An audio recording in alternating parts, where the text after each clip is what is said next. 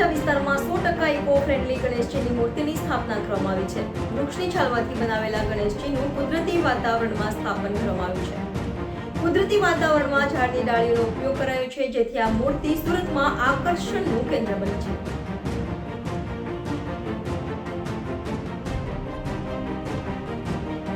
હાલ global warming સતત વધી રહી છે। વૃક્ષો દિવસે ને દિવસે કપાઈ રહ્યા છે, જેથી વાતાવરણમાં ફેરફાર જોવા મળી રહ્યો છે।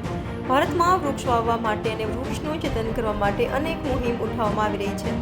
ત્યારે આ વખતે સુરતમાં ગણપતિ સ્થાપનામાં પણ વૃક્ષ બચાવવાની મુહિમ સાથે સુરતના લાલ દરવાજા વિસ્તારના એક દંત યુવક મંડળ દ્વારા વેસ્ટેજ વૃક્ષના છાલમાંથી ગણપતિની મૂર્તિ બનાવવામાં આવી છે।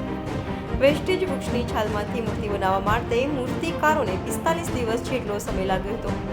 આ મૂર્તિની ઊંચાઈ 11 ફૂટ છે, જેની અંદર 200 કિલો ઘાસ અને 300 કિલો માટી સાથે 70 થી 80 જેટલી લાકડાની છાલોથી આ મૂર્તિની અંદર ઇકો ફ્રેન્ડલી વોટર કલરનો ઉપયોગ કરવામાં આવ્યો છે। આ મૂર્તિની આસપાસ કુદરતી વાતાવરણનો નજારો બનાવવામાં આવ્યો છે। તેમાં પણ વૃક્ષની કુદરતી રીતે તૂટી પડેલી ડાળીઓનો ઉપયોગ કરી બગીચો તૈયાર કરવામાં આવ્યો છે।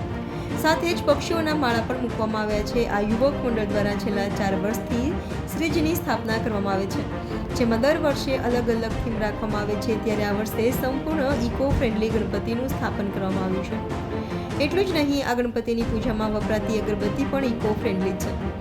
એકદંત યુવક મંડળ દ્વારા વૃક્ષ બચાવવાની મુહિમ અંતર્ગત હરિયાળું અને કુદરતી વાતાવરણની થીમ સાથે 100% ઇકો ફ્રેન્ડલી ગણપતિની મૂર્તિનું સ્થાપન કર્યું છે।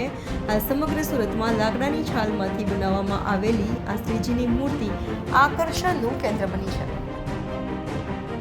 મારું નામ દિવ્ય મહાજન।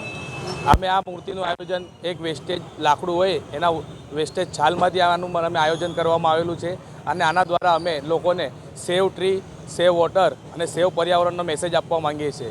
તે લાલ દરવાજા ખાતે અમે આ મૂર્તિની સ્થાપના કરેલી છે, અને આને 10 દિવસ માટે મંડપમાં અમે શ્રી દર્શન માટે બિરાજમાન રાખવાના છે। ક્યાંથી વિચાર આવ્યો આ વેસ્ટેજ એક લાકડામાંથી આખું આયોજન? આજના જમાનામાં ટ્રીઓ ખૂબ ઓછા થતા જાય છે, ઝાડની સંખ્યા ઘણી ઓછી થતી જાય છે, એટલે અમે આ મૂર્તિનું આયોજન કર્યું। આ રીતનું આયોજન કરવામાં આવ્યું, જેનાથી લોકોને સંદેશો મળે કે આપણે ઝાડોને કાપવા ન જોઈએ અને એનો બચાવવો જોઈએ। એ મેસેજ આપવા માટે અમે આ રીતનું થીમનું આયોજન કરવામાં આવેલું છે। આ થીમ અમે આખી નેચરલી બનાવવામાં આવી છે, અને જંગલ થીમ પર અમે આ મૂર્તિનું આયોજન કરવામાં આવેલું છે। એવું લોકોમાં આકર્ષણ છે, ખાસ કરીને મૂર્તિને લઈને? લોકોનું તો એકદમ ખૂબ જ આકર્ષણ છે, લોકો જોવા માટે ઉત્સુક થઈ રહ્યા છે। અમે આનું આવતીકાલથી મંડપમાં અમે બિરાજમાન છે, અને 10 દિવસ માટે આનું લોકોને દર્શન માટે અમે મૂકવામાં આવેલા છે। શું મેસેજ આપશો? ખાસ મેસેજ તો એક જ આપવાનો છે કે સેવ વોટર, સેવ ટ્રી અને સેવ પર્યાવરણ। આના માટે અમે આ